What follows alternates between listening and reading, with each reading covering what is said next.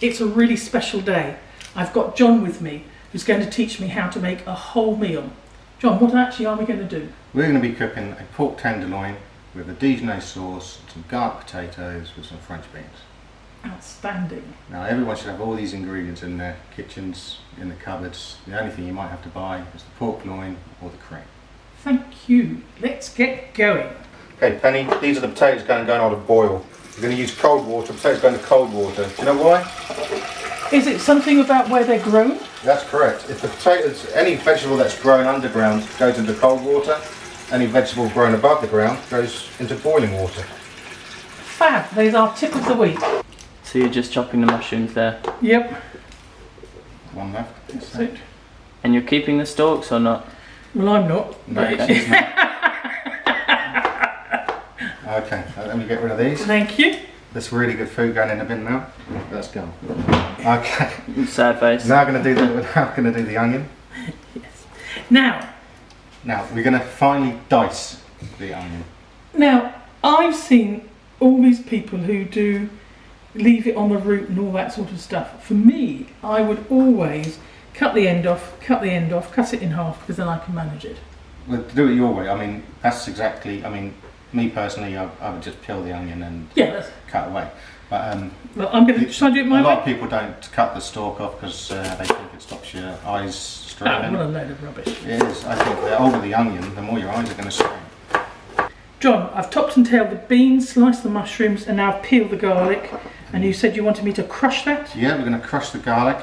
And then what? Well, the garlic's going to be used with the potatoes. When the potatoes are nearly cooked, we're going to take them off the boil, cut them in half, fry them with some garlic and some chopped parsley. So how did you get into cooking?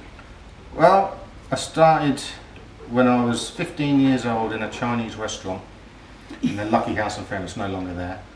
And I was there as a pot wash cleaner, and then I was taught how to toss the rice and put the ingredients in, and basics. And I went from there to YTS scheme of all things back in the 80s. I'm £27.50 a week at HMS Dailies. Where I was So you were Navy too, in a way? Yeah, well, in a way, I was contracted with YTS, and I was taught by Navy chefs for nearly a year. Navy. In the Navy now. Yeah. So then I went from there to, it was always large scale catering. I went from there to Cyanamid, down on the Gosport Road, where in the kitchen it was, the head chef was... Yes. I remember them. Knew so much French, and the manager was Italian, so I learned Italian, French and English. So it was all, and then after that I just went off on my own, cooking on large scale catering.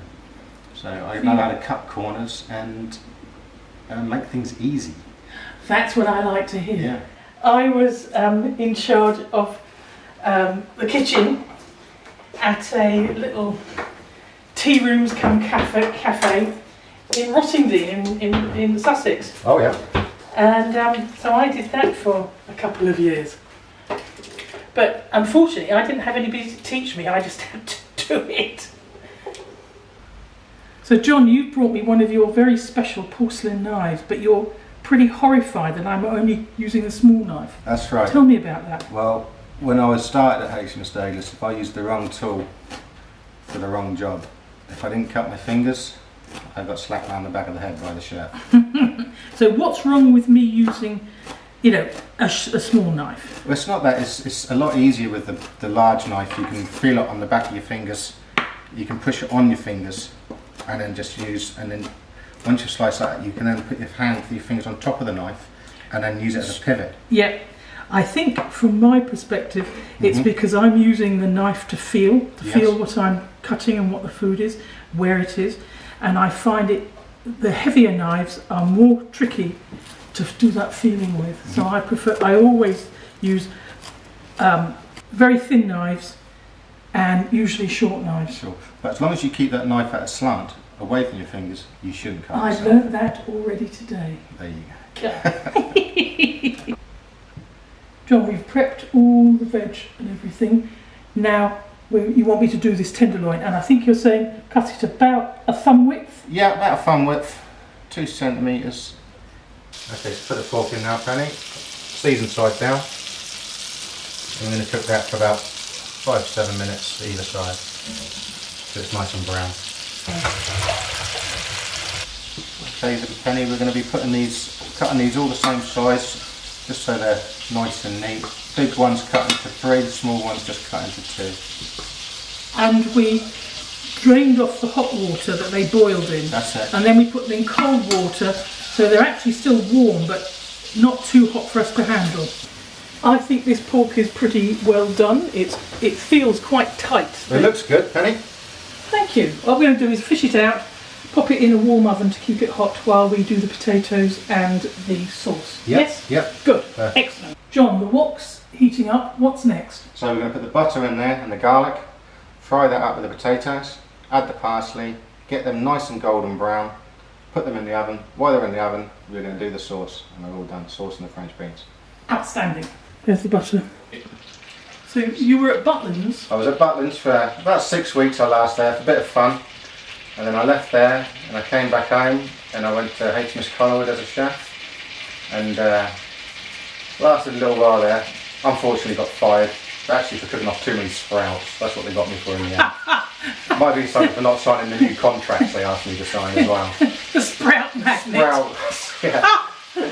And then I went to the Jolly Roger, was the head chef at the Jolly Roger in Elson in Gosport for a little while, and then got married and moved to London and was a relief pub manager for Fuller's. Really interesting. And then, but Fuller's wouldn't allow me in the kitchen.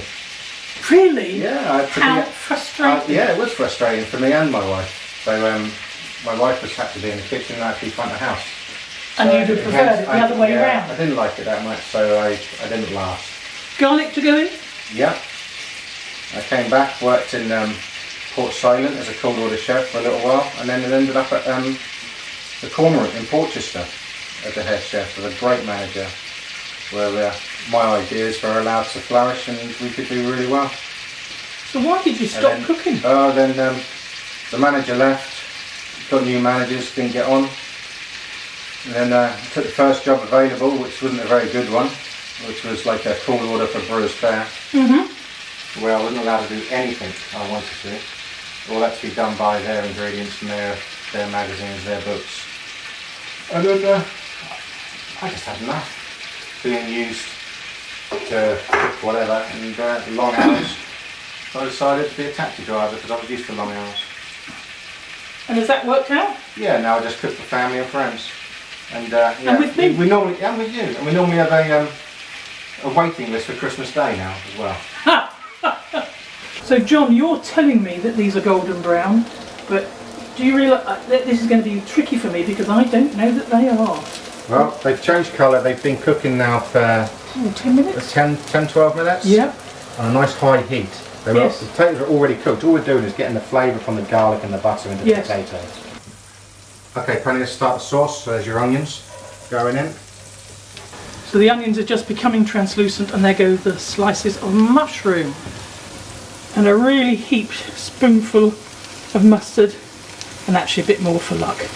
Okay, let's just add a nice splash of red wine. A bit more than that, Penny, come on. Yeah? Yeah, that's fine. Then keep that on the high heat and let that reduce down. Beans in. There you go. Well, it's a big pot of cream. That's a 300ml. Single cream going in. Single cream, not double cream, not whipping cream. Why not double? Because it takes too long to reduce down. Single cream reduces down so much quicker and better. There we go. John, tell us what we've got here. So here we have a pork Dijonnaise with mushrooms, onions and red wine. Some nice garlic and parsley sauté potatoes. And just some nice French beans to finish it off. Fabulous. Can't wait. All the recipes are on my website, www.bakingblind.com. Excellent. Good. I'm glad you enjoy it.